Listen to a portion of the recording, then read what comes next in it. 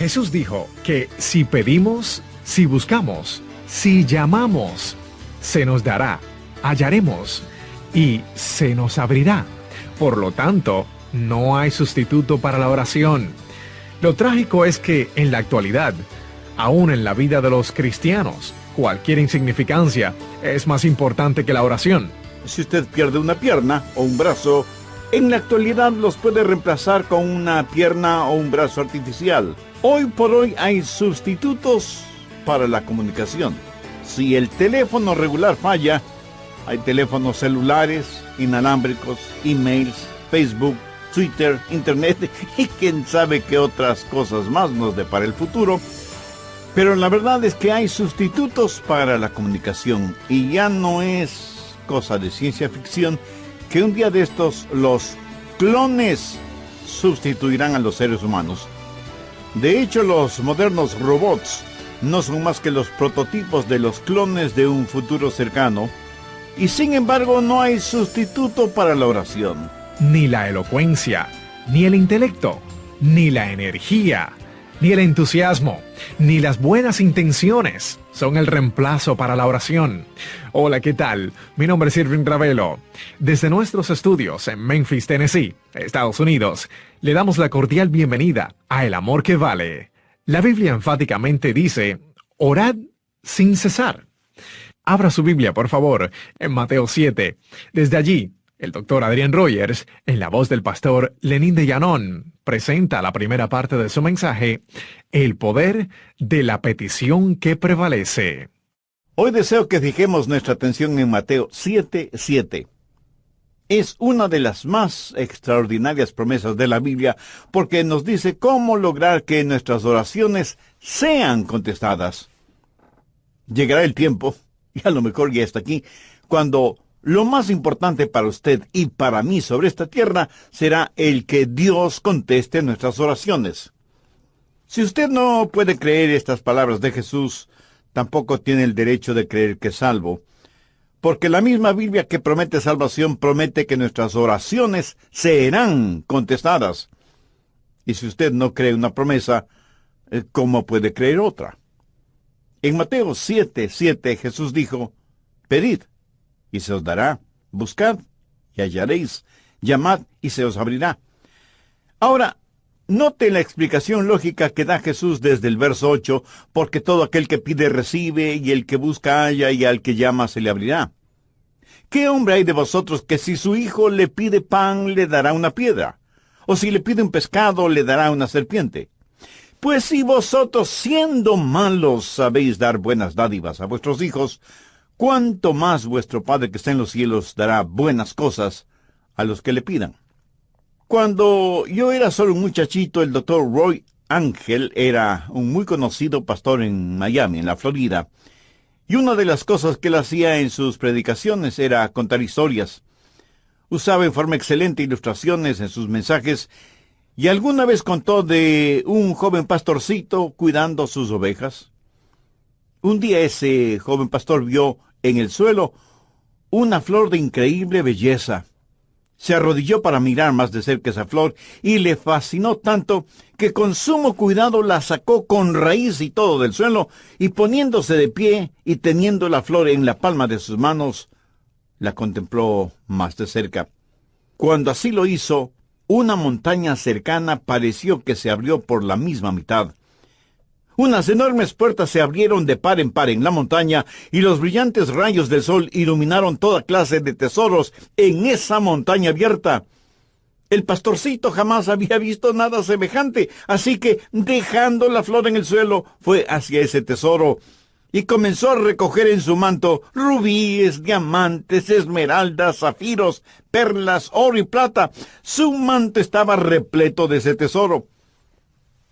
Él no era más que un pobre pastor, pero ahora iba a ser un rico pastor.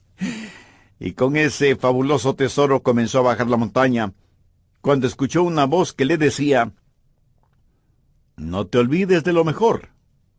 Y él, mirando a su alrededor, se preguntó, ¿qué puede haber algo mejor de lo que ya tengo? Y siguió su marcha, pero escuchó nuevamente la voz, «No te olvides de lo mejor». Esta vez no hace ningún caso a la voz y corriendo más que caminando, desciende de la montaña. De pronto, con gran estruendo, las enormes puertas que vio en la montaña se cerraron y la montaña desapareció completamente. Y el momento que la montaña desapareció, también desapareció el fabuloso tesoro que creía tener en su manto. Y volvió a escuchar la voz que le dijo, lo mejor era la flor, porque la flor era la llave para abrir la montaña, y tú dejaste esa flor allá en el suelo, en la montaña. Por supuesto, es solo una ilustración, un cuento, una fábula, una parábola. Usted llámela como quiera llamarla, pero escuche, lo mejor. La llave para abrir todos los tesoros del cielo es la oración. No se olvide de lo mejor. Jesús dijo, pedid y se os dará, buscad y hallaréis, llamad y se os abrirá. Jesús dice que si pedimos y buscamos y llamamos, se nos dará, hallaremos y se nos abrirá. Por lo tanto, no hay sustituto para la oración. Si usted pierde una pierna o un brazo, en la actualidad los puede reemplazar con una pierna o brazo artificial. Hoy por hoy hay sustitutos para la comunicación. Si el teléfono regular falla, hay teléfonos celulares, inalámbricos, emails, Facebook, Twitter, Internet y quién sabe qué otras cosas más nos depara el futuro. Pero la verdad es que no hay sustitutos para la comunicación. Y ya no es cosa de ciencia ficción que un día de estos los clones sustituirán a los seres humanos. Y sin embargo no hay sustituto para la oración. Ni la elocuencia, ni el intelecto, ni la energía, ni el entusiasmo, ni las buenas intenciones son reemplazo para la oración. Yo creo que el más grande recurso del mundo aún no utilizado es la oración. Se estudia para ver cómo se puede aprovechar la tremenda energía que hay en los relámpagos o en las inmensas olas del océano, o cómo aprovechar más eficientemente la energía solar. Pero la más grande fuente de energía, aún totalmente desconocida por los seres humanos, es la oración ferviente. Y somos unos necios que estamos ignorando esa energía. ¿Por qué la pobreza de muchos cristianos? ¿Por qué la falta de poder en la vida de muchos creyentes? Una sola respuesta. Vidas sin oración. Si algún fracaso tenemos en nuestra vida, es el fracaso en nuestra vida de oración.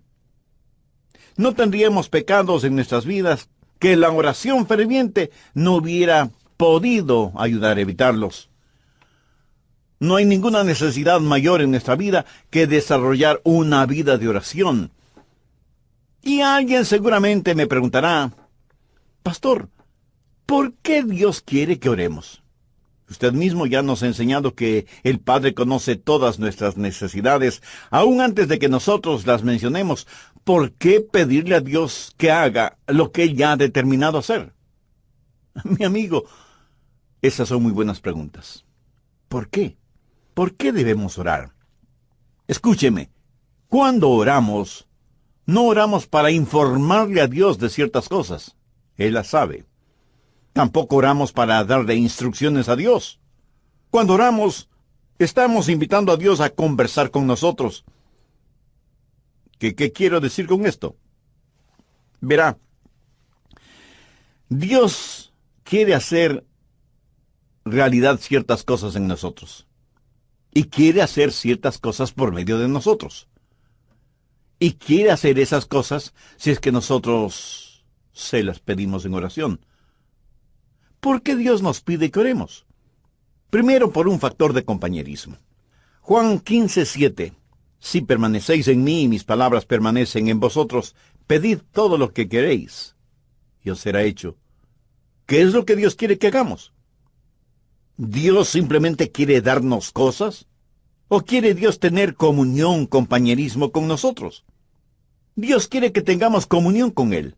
Por lo tanto, Dios dice que oremos porque por medio de la oración permanecemos en Él y Él en nosotros. Dios puede estar sin nosotros, pero nosotros no podemos estar sin Dios. Cuando usted ora y Dios contesta, usted habita en Él y Él en usted. Somos colaboradores de Dios. Pablo en 2 de Corintios 6:1 dice, así pues nosotros como colaboradores suyos. ¿Lo ve? Hay este factor de la comunión, del compañerismo, de la amistad. Segundo, el factor del desarrollo. No hay nada que pueda ayudarle a crecer como cristiano que la oración. Cuando permanece en el Señor Jesucristo y Él permanece en usted, crecerá espiritualmente en la misma proporción que la que ora. ¿Alguna vez se ha preguntado por qué Dios no contesta sus oraciones inmediatamente? Sencillamente porque Él quiere que usted crezca un poquito más cada día. José es un joven que está tratando de tener una cita con Rosita, así que la invita para que salgan juntos. Ella lo mira unos instantes y piensa, no tiene buenos modales, no es gentil, tiene mal aliento, no se viste adecuadamente, tiene las uñas sucias y sus zapatos están viejos y sucios. Así que Rosita le dice a José, no puedo salir contigo, estoy muy ocupada. Y entonces él piensa, ¿por qué no querrá salir conmigo? ¿Qué podrá hacer? Más tarde le pregunta a un buen amigo suyo, Raúl, quise tener una cita con Rosita, pero ella prácticamente me rechazó. ¿Tienes tú una idea de por qué? Y Raúl, como buen amigo, le dice, ¿y quieres que sea completamente honesto con mi respuesta? Por supuesto que sí. Y Raúl, después de respirar profundamente, le dice, mira, José, tienes mal aliento.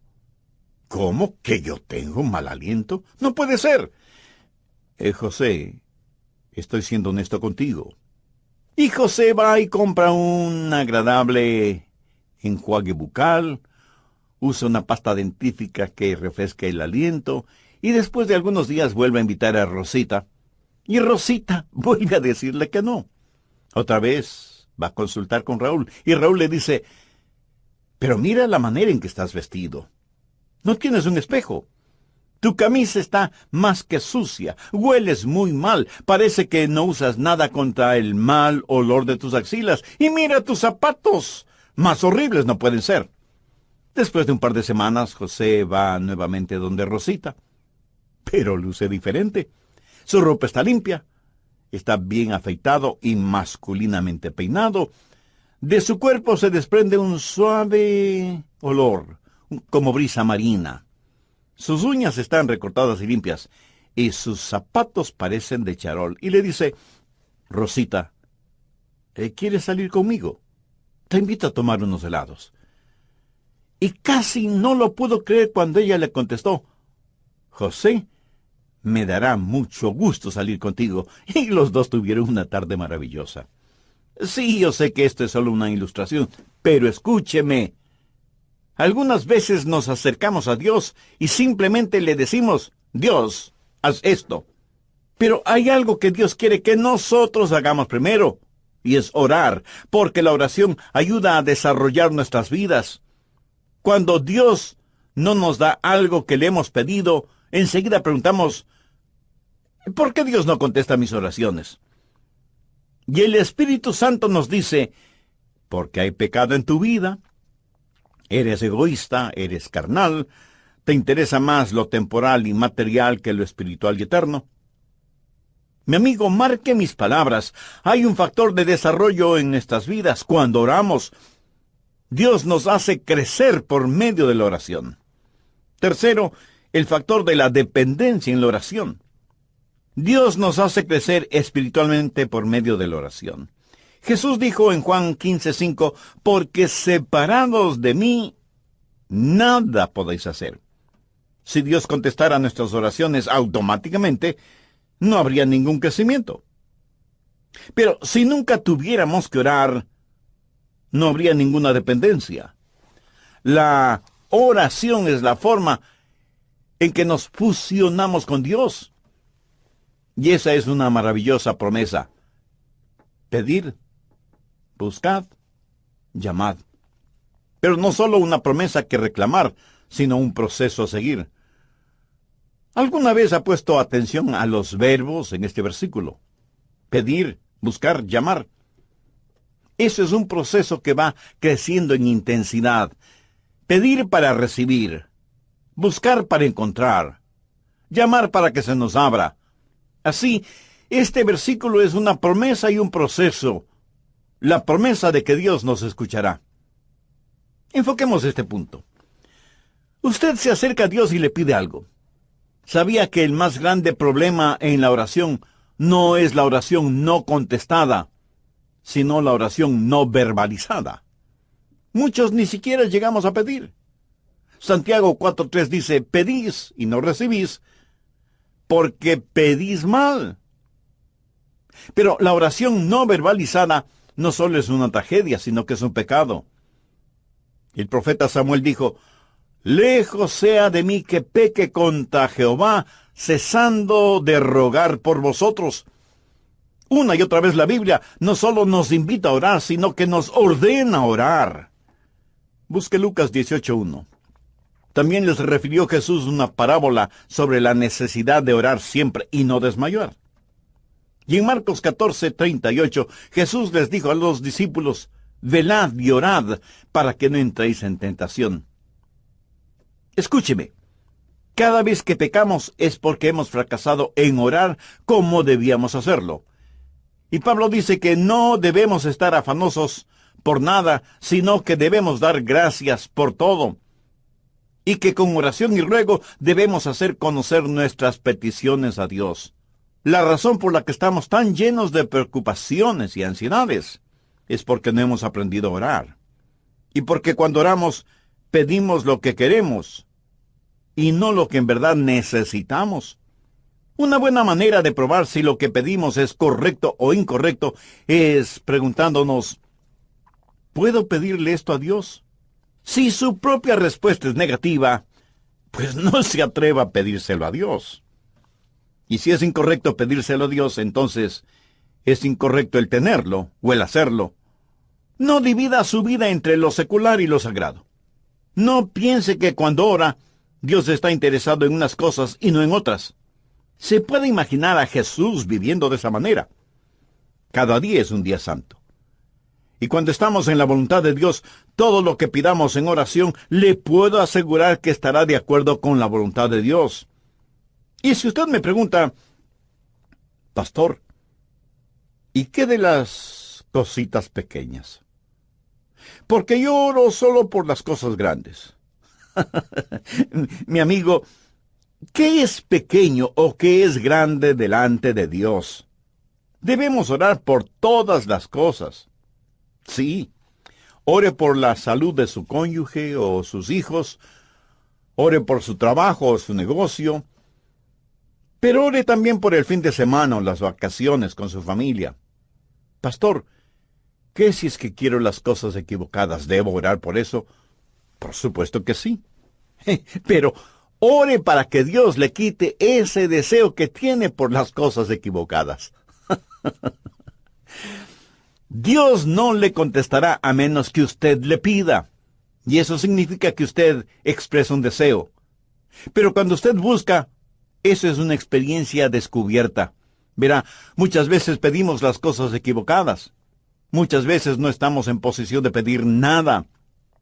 Muchas veces las cosas por las que pedimos son totalmente desconocidas para nosotros. Así que la oración verdadera está eslabonada con la búsqueda. Y el propósito, la voluntad de Dios, pudiera ser que necesitamos buscar. Voy a detenerme en este punto y en el próximo programa terminaré este estudio bíblico. ¿Ha orado alguna vez pidiendo salvación? ¿Ha buscado a Jesús, el único camino al Padre? ¿Ha llamado o invocado o ha hecho una decisión espiritual por Cristo? Si no ha hecho ninguna de estas cosas, le invito a hacer esa decisión ahora mismo. Yo voy a orar una corta oración para que le sirva de guía. Usted dígala con sus propias palabras, pero dígala con fe, con confianza, sabiendo que Dios le escuchará y le contestará, porque ¿qué cosa puede haber mejor o más importante que el perdón de nuestros pecados y la seguridad de la vida eterna en el cielo? Sencillamente diga, Señor Jesús, reconozco que sacrificaste tu vida en la cruz para pagar la culpa de mis pecados. te invito a que vengas a morar en mi corazón. Te recibo como mi Salvador y Señor. Te ruego me hagas un instrumento útil y de bendición en tus manos, porque lo pido en tu santo nombre. Amén.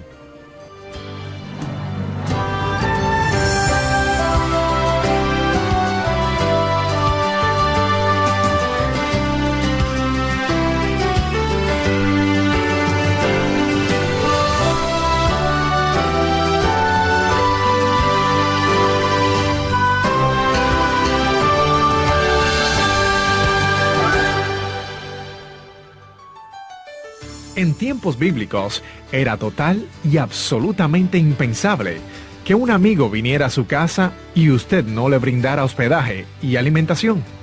La hospitalidad era algo sumamente valioso en el Medio Oriente en ese entonces, y lo sigue siendo en nuestros días. Así que un amigo llega a casa de su amigo después de un largo viaje y le dice, Juan, ¿podrías darme albergue esta noche? Y el anfitrión le dice, qué gusto de verte, mi amigo. Por supuesto puedes quedarte aquí. Siempre eres bienvenido. Pasa, pasa. Mi esposa te preparará algo para comer. Pero la esposa en voz baja le dice, pero no tenemos nada que ofrecerle para comer. Y él asimismo en voz baja le dice, no te preocupes, querida. Salgo de inmediato a conseguir algo. Y va donde su buen vecino Pedro, aunque ya casi es la medianoche. Golpea varias veces la puerta de la casa de Pedro, hasta que finalmente una voz bastante malhumorada dice, ¿quién es y qué quiere? Pedro, soy Juan, y necesito que me prestes unos pocos panes. Por favor, no me molestes, ¿no sabes qué hora es? Pedro, por favor, te digo que no me molestes. Ya estoy en la cama con mis hijos. Consideramos como inoportunos algunos favores que nos piden. ¿Qué tal si Dios actuara de la misma manera que nosotros? Hola, ¿qué tal? Mi nombre es Irving Ravelo. A nombre de todo nuestro equipo de producción, sean bienvenidos a El Amor que Vale. En el libro de Lucas, capítulo 11, se encuentra la primera cita bíblica de hoy. Vayamos allí para comenzar la segunda parte del mensaje, el poder de la petición que prevalece. Y ahora con nosotros, el doctor Adrián Rogers, en la voz del pastor Lenín de Llanón. Un día una señora me llamó y me dijo, pastor, necesito que venga a mi casa. Tengo necesidad de que ore conmigo por algo muy importante. Así que fui a su casa y ella me dijo, pastor, mi hijo es un borracho y a su esposa, mi nuera, le diagnosticaron cáncer. Le he pedido a mi hijo que venga para que usted ore por nosotros. Y ahí estábamos los tres, el hijo, la madre y yo, el pastor. Nos arrodillamos para orar. Ella oró, yo oré, y el hijo, un hombre de tal vez unos 35 años, me dijo, pastor, usted no está orando. Yo pensé que había orado en voz muy baja, y por eso él no me había escuchado. Volví a orar, elevando el tono de mi voz, y sin embargo, él me dijo, pastor, por favor, ore. Eso me incomodó en cierta forma, pero oré un poco más. Cuando abrí los ojos, la mamá ya no estaba con nosotros. Solamente estábamos él y yo. De pronto escuché ruidos en otro cuarto y fui hasta allá y encontré a la mamá de él totalmente extendida en el suelo con los brazos en cruz, orando intensamente, y escuché su oración. Era como si ella en su oración estuviera abriendo las puertas del cielo, llegando hasta el trono de Dios y ahí depositar la angustia de su corazón. Le escuché hacerle acuerdo a Dios de sus promesas, derramando su alma en favor de su hijo. Y me di cuenta de algo.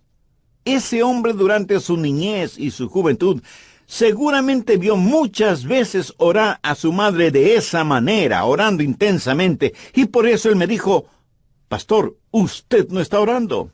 Ese día aprendí una importante lección acerca de la oración, lo que significa acercarse al trono de Dios en oración. Y eso, mi amigo, no solo es una oración que pide, sino una oración que busca.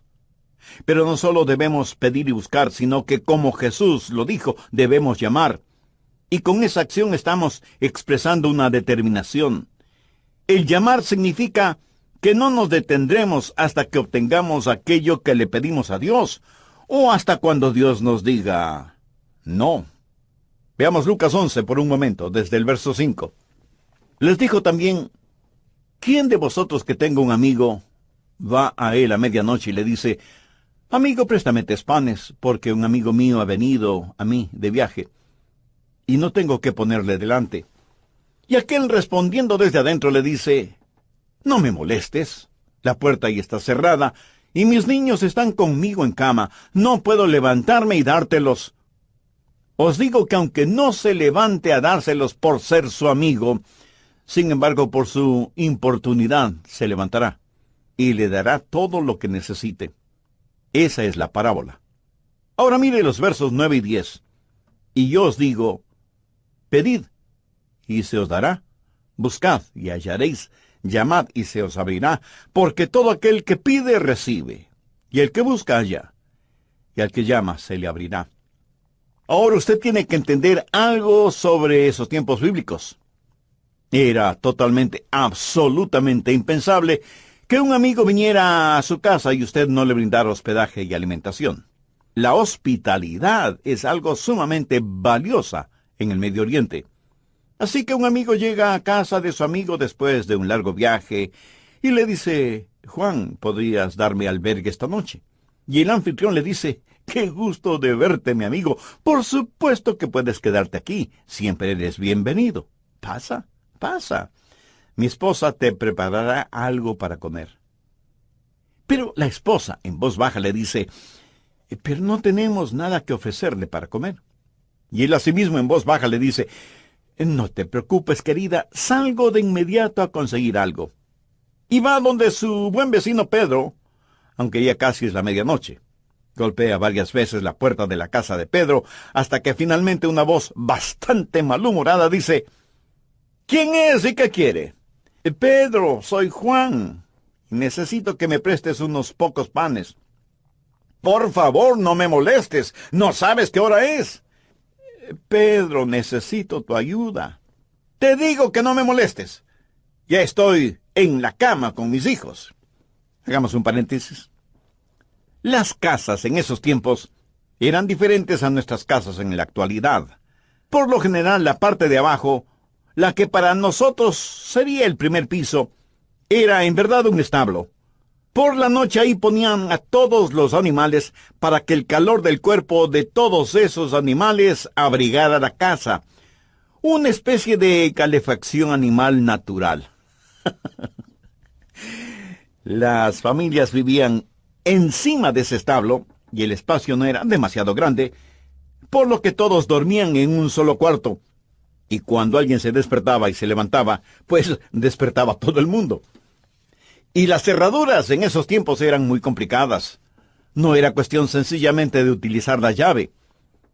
Había que bajar del segundo piso, despertando a todos, cruzar entre los animales, hacer un tremendo ruido quitando las seguridades de la cerradura. Así que para cualquiera no era fácil simplemente bajar y abrir la puerta. Pero Juan insistió e insistió hasta que Pedro, para que no le moleste más, le dio los panes que necesitaba. Lo hizo no necesariamente porque Juan era su buen amigo, sino porque Juan fue insistente. No aceptó un no como respuesta. Y de eso está hablando Jesús, de la persistencia en la oración. ¿Cuántos de nosotros oramos de esa manera? Note que en este versículo los verbos están en tiempo presente, lo cual significa manténganse pidiendo, manténganse buscando, manténganse llamando.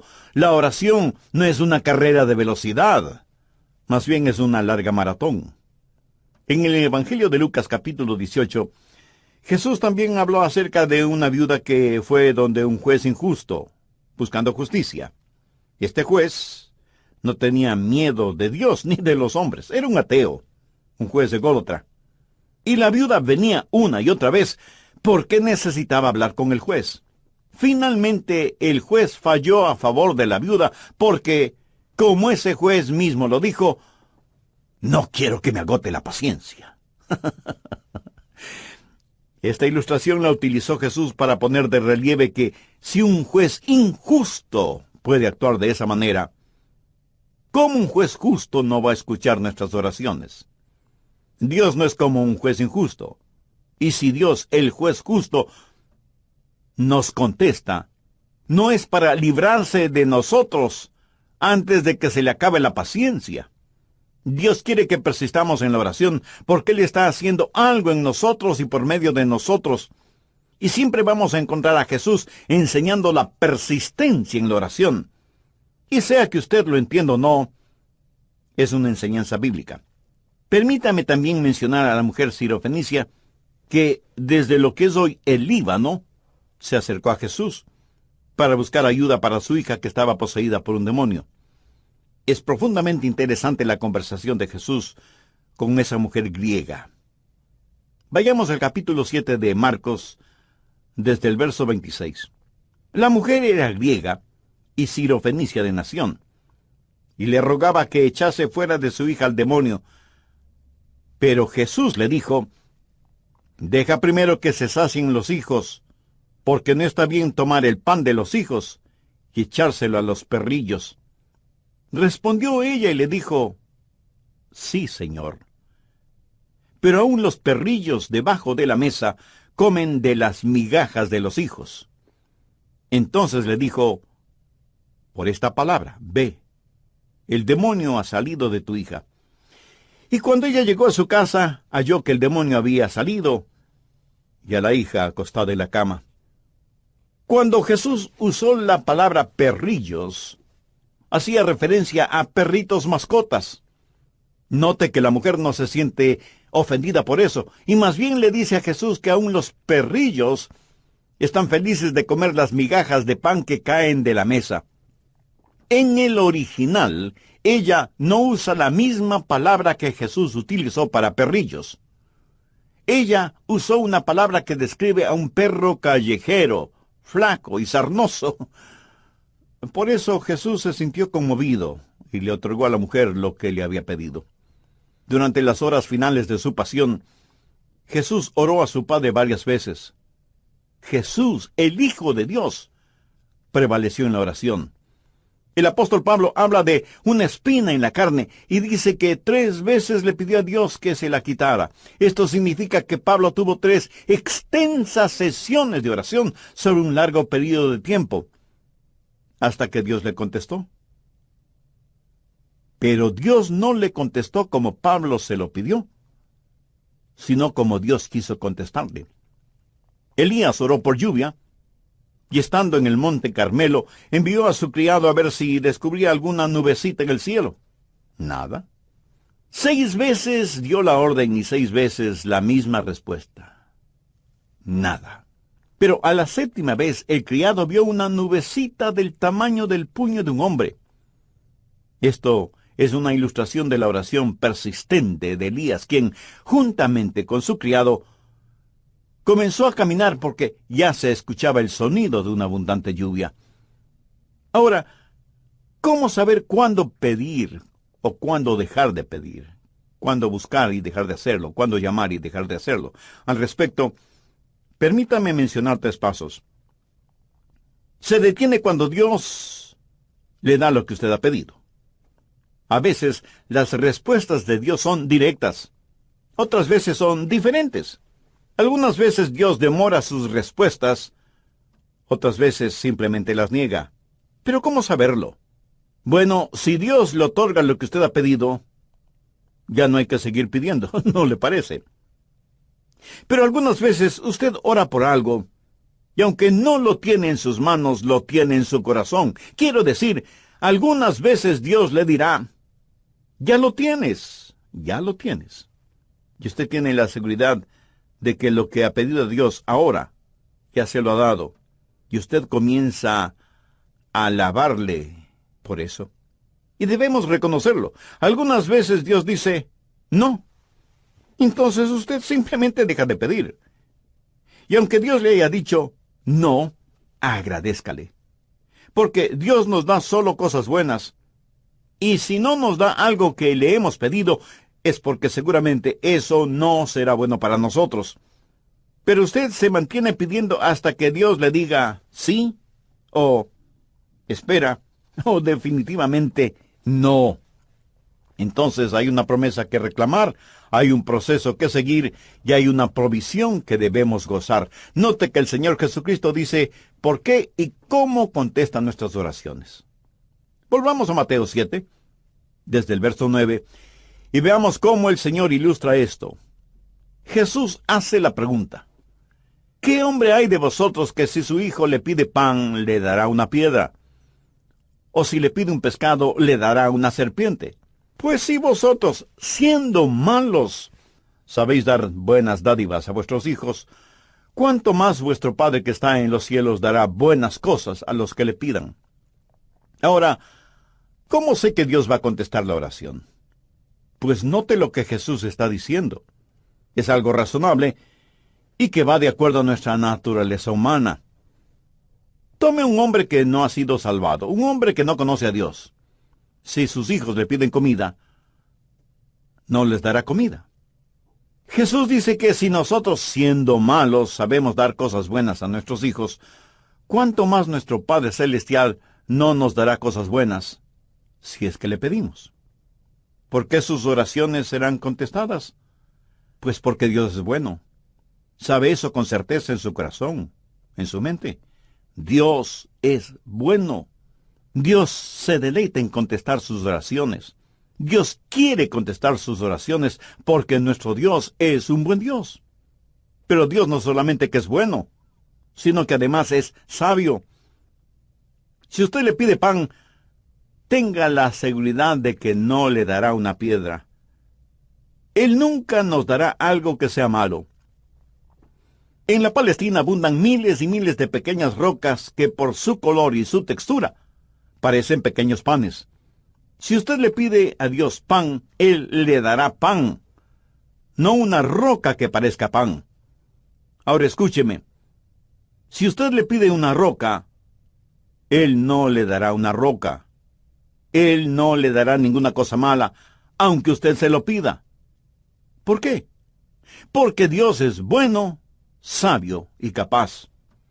Yo tuve un padre terrenal a quien amé mucho. Cuando cumplió sus 86 años, pensaba que tenía solo 40. Ah, mi querido padre. Él tenía sus limitaciones como todos los seres humanos las tenemos. En cambio, mi Padre Celestial no tiene limitaciones. En Él tengo la simpatía de un padre y la soberanía de un rey. Él es un padre que me escucha y un rey que me contesta. ¿Por qué Dios contesta, escucha mis oraciones? Porque Él es un Dios bueno, sabio y soberano. ¡Qué poderoso Dios al que servimos! Nosotros somos unos necios que es que no aprendemos a orar. Jesús dijo que si pedimos se nos dará, si buscamos lo encontraremos, y si llamamos nos será abierto. La cosa más sabia que podemos hacer es aprender a orar. Es Dios su Padre Celestial. Aquí Jesús no está hablando a la gente perdida, está hablando a los salvados. Si el Señor Jesucristo aún no es su Salvador, significa que usted necesita ser salvo, y puede serlo ahora mismo, si ese es el deseo de su alma. Le invito a repetir conmigo una sencilla oración. Dígala con sus propias palabras, pero dígalas con profunda fe, con sinceridad y con convicción. Dios eterno y Padre Celestial, tú sabes que la oración es uno de mis puntos fuertes. De hecho, es uno de los puntos más débiles de mi vida espiritual. Pero hoy me acerco a ti para pedir tu gracia y misericordia, no solo para que me perdones, sino también para que me ayudes a desarrollar mi vida de oración. Señor Jesús, tú siendo el unigénito Hijo de Dios, entregaste tu propia vida en la cruz del Calvario para pagar la culpa de mis pecados, para perdonarme, para limpiarme, para salvarme y sanarme espiritualmente. Este momento, con fe incipiente, pero firme, te invito a que vengas a morar en mi corazón y seas mi Salvador y mi Señor. Desde este momento te entrego el control total de mi vida y ruego tu ayuda para ser la clase de persona que tú quieres que sea. Todo esto lo pido con gratitud en tu precioso nombre. Amén. Si usted hizo esa decisión espiritual, le invito para que nos escriba y nos cuente al respecto. Deseamos gozarnos espiritualmente con usted. Su carta además nos dará la oportunidad y privilegio de orar por usted por su vida de oración y por su decisión de ser un creyente en el Señor Jesucristo.